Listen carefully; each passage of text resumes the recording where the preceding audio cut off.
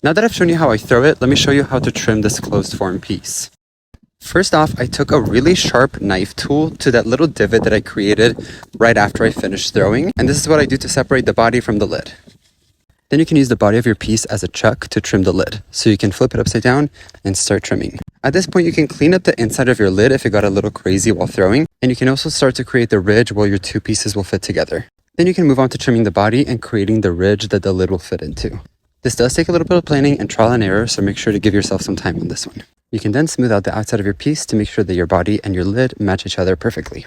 The foot of your piece doesn't really matter. I decided to go with something a little more funky and creative because the rest of my piece was really simple. And to achieve this, I used a bigger trimming tool to create a reverse curve. I liked how the body of the piece turned out, and I think the foot added a flair to an otherwise boring piece. The last step is to add a knob to the lid to make sure that you can pick it up afterwards. And this is obviously optional, but I think it really takes your piece up a level if you do this. And you can be as creative or straightforward as you would like to be.